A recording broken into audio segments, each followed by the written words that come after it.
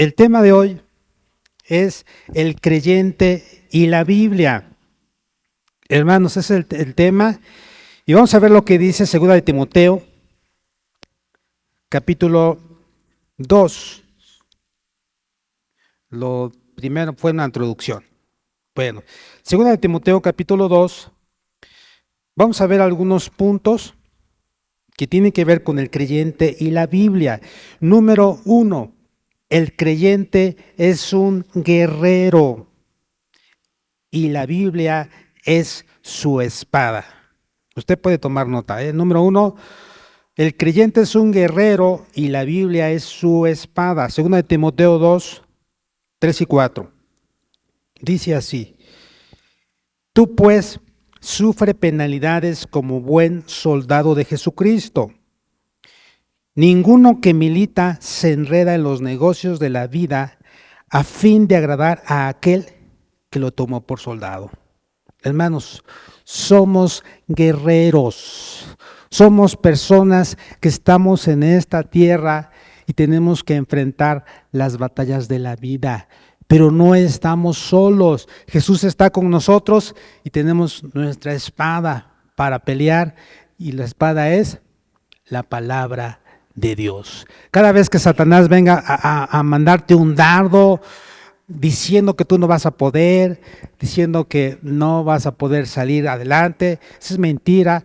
Y a través de la Biblia vamos a decirle: yo todo lo puedo en Cristo que me fortalece, y ninguna arma forjada en contra de mí prosperará. Entonces, número 1, el creyente es un guerrero y la Biblia es su espada. Vamos a ver lo que dice Efesios 6, 17.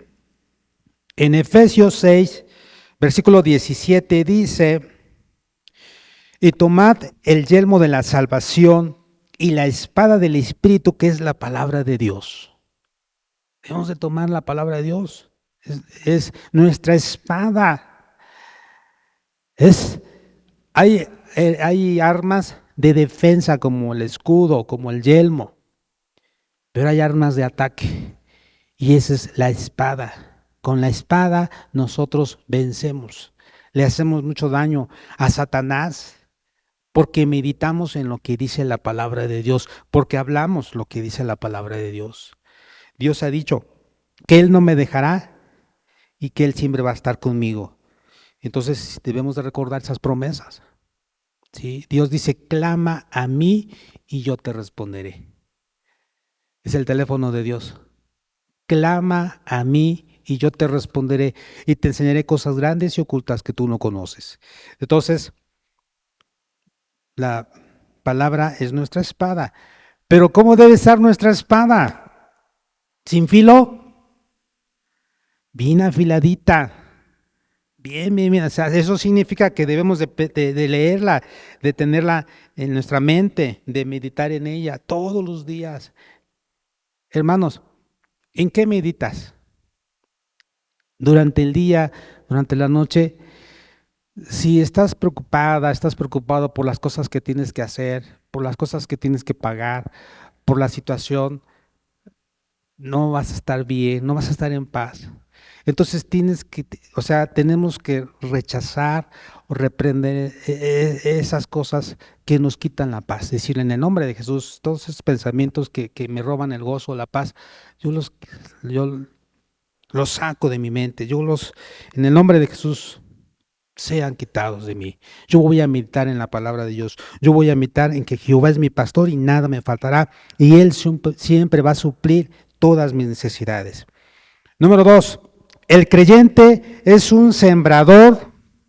La Biblia es su semilla. Vamos a ver lo que dice San Lucas, capítulo 8. Lucas 8, versículo 5. Dice así la palabra de Dios: el sembrador salió a sembrar su semilla, y mientras sembraba, una parte cayó junto al camino y fue hollada, y las aves del cielo la comieron. Otra parte cayó sobre las piedras y nacida se secó porque no tenía humedad. Otra parte cayó entre espinos, y los espinos que nacieron juntamente con ella la ahogaron. Y otra parte cayó en buena tierra y nació y llevó fruto a 100 por uno. Versículo 11. Esta es pues la parábola. La semilla es la palabra de Dios. Hermanos, dijimos, número 2, el creyente es un sembrador. Debemos de sembrar la semilla, debemos de seguir predicando. No importa el terreno, nosotros quisiéramos que cayera en buena tierra, pero a veces no sabemos. No sabemos los corazones de las personas, cómo estén. Lo importante es sembrar la semilla, hablar de Cristo. Dios quiera que todas las personas que les hablemos de Cristo, pues se arrepientan, pero no va a ser así. Pero lo importante es que nosotros sembramos la semilla. Número 3, el creyente es un labrador. El fruto es su recompensa. Dijimos en el número 2, el creyente es un sembrador y la Biblia es su semilla.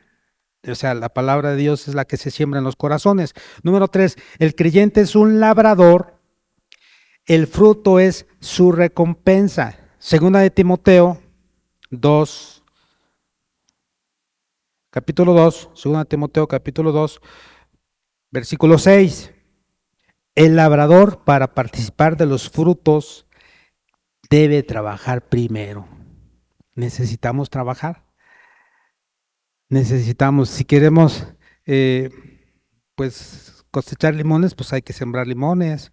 Si queremos cosechar maíz, pues hay que sembrar maíz. Pero en este caso, nosotros somos los labradores, sembramos la palabra de Dios y se cosechan almas. ¿Sí? Entonces, debemos de trabajar en el reino.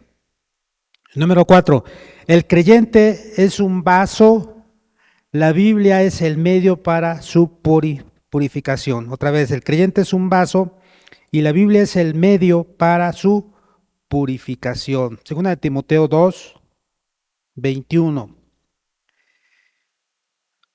Así que si alguno se limpia de estas cosas, será instrumento para honra, santificado, útil al Señor y dispuesto para toda buena obra.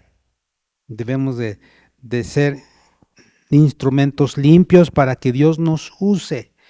Hermanos, si hay en alguna área no la hemos entregado a Dios, Dios no puede usarnos completamente.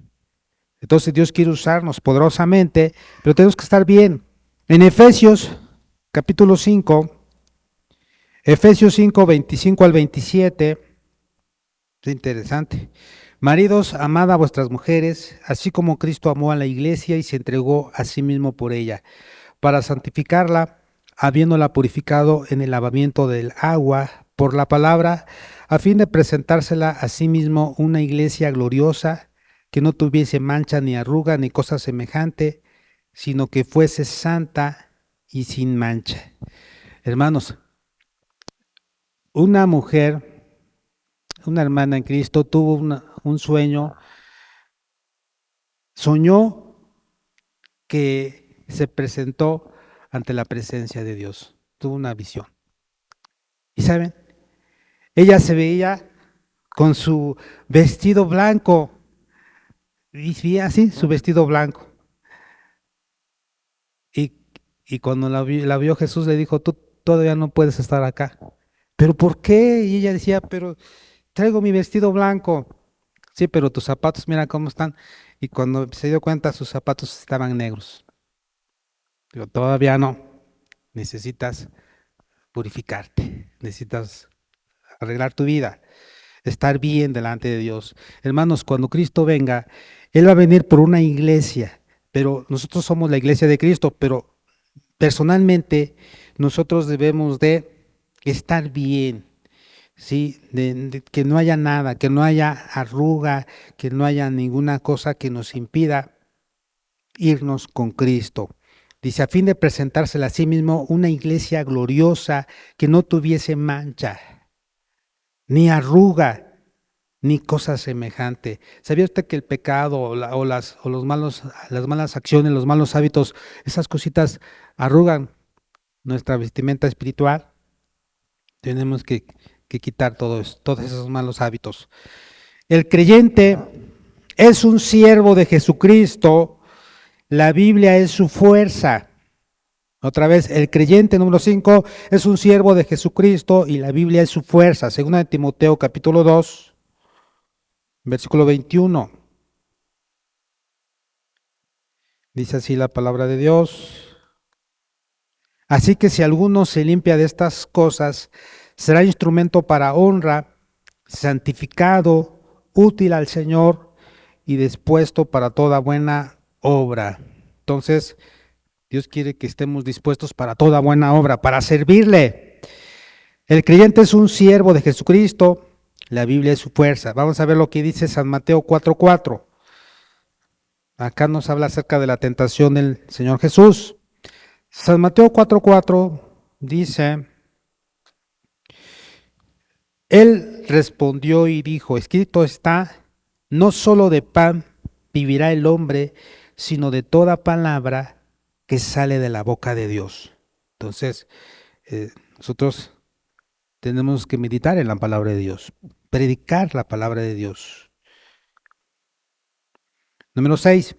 El creyente es un predicador, la Biblia es su mensaje. Hermanos, somos predicadores, somos enviados a predicar la palabra de Dios. ¿Y de qué vamos a hablar? De la palabra de Dios. La Biblia es el mensaje. Segunda de Timoteo 4, versículo 2. Segunda de Timoteo 4, versículo 2. Que prediques la palabra, que instes a tiempo y fuera de tiempo, redarguye, reprende, exhorta con toda paciencia y doctrina. Desde el versículo 1 dice, te encarezco delante de Dios y del Señor Jesucristo, que juzgará a los vivos y a los muertos en su manifestación y en su reino. El apóstol Pablo le decía a Timoteo, te encarezco, o sea, te recomiendo, o sea, por favor no lo olvides. Que prediques la palabra. ¿Qué vamos a predicar? La palabra de Dios, que instes a tiempo y fuera de tiempo. Redarguye, reprende, exhorta con toda paciencia y doctrina. Porque tristemente, porque vendrá tiempo cuando no sufrirán la sana doctrina. Y ya estamos en ese tiempo. La gente no quiere escuchar de la palabra de Dios, no le gusta. Quiere escuchar fábulas, quiere escuchar otras cosas. Sino que teniendo comenzón de oírse, amontonarán maestros conforme a sus propias concupiscencias y apartarán de la verdad el oído y se volverán a las fábulas. Pero tú sé sobrio en todo, soporta las aflicciones, haz obra de evangelista, cumple tu ministerio. Entonces, la Biblia es nuestro mensaje que debemos de dar a todas las personas que necesitan de Jesucristo. Vamos a ver lo que dice Efesios 1:13. Dice, en él también vosotros, habiendo oído la palabra de verdad, el evangelio de vuestra salvación, y habiendo creído en él, fuisteis sellados con el Espíritu Santo de la promesa. Así es que, hermanos, somos enviados a predicar la palabra de Dios. Número 7, el creyente es un obrero. La Biblia es su herramienta. Segunda de Timoteo 2:15. Procura con diligencia presentarte a Dios aprobado como obrero que no tiene de qué avergonzarse, que usa bien la palabra de verdad. Hermanos, que esto sea algo real en nosotros, que nosotros procuremos esto. Procura con diligencia presentarte a Dios aprobado como obrero que no tiene de qué avergonzarse, que usa bien la palabra de verdad. Imagínense, hay gente que usa la palabra a su conveniencia y dice algunos otros pasajes, pero fuera del contexto, porque cree que así va a ganar. Pero no, cuando nosotros conocemos lo que dice la Biblia, tenemos que llamar a la orden, decirle, estás equivocado, estás confundido, así no dice la Biblia. Entonces debemos de procurar amar la palabra de Dios. A ver, vamos a ver lo que dice Jeremías 23. Jeremías está después de Isaías. Jeremías 23, 29. No es mi palabra como fuego, dice Jehová, y como martillo que quebranta la piedra. Hermanos, la palabra de Dios tiene poder. Y por eso a veces a la gente no le gusta, porque la Biblia tiene, está viva. La Biblia, hermanos, es el único libro donde el autor está vivo. Y por eso dice Hebreos 4:12. Hebreos 4:12 dice, porque la palabra de Dios es viva y eficaz y más cortante que toda espada de dos filos y penetra hasta partir el alma y el espíritu, las coyunturas y los tuétanos y disciernen los pensamientos y las intenciones del corazón. Y no hay cosa creada que no sea manifiesta en su presencia, antes bien todas las cosas están desnudas y abiertas a los ojos de aquel a quien tenemos que dar cuenta. Entonces, a través de la palabra de Dios. Puestos de pie, hermanos, vamos a decirle a Dios que queremos leer su palabra, que queremos meditar en ella de día y de noche, que queremos que nuestra vida se vaya fortaleciendo y como dijimos al principio, queremos amar a Jesús. Dice, el que me ama, mi palabra guardará. ¿Cuántos amamos a Jesús? Amén. Vamos a guardar su palabra. Puestos de pie. Padre de la gloria, estamos ante tu presencia, agradecidos por tu amor y tu misericordia. Te pedimos que nos ayudes a poder meditar en tu palabra. Queremos amar tu palabra, Dios. Queremos meditar en ella de día y de noche. Queremos guardarla en nuestra mente, en nuestro corazón. Queremos practicarla, Dios. Queremos vivirla. Ayúdanos a estar siempre preparados para toda buena obra.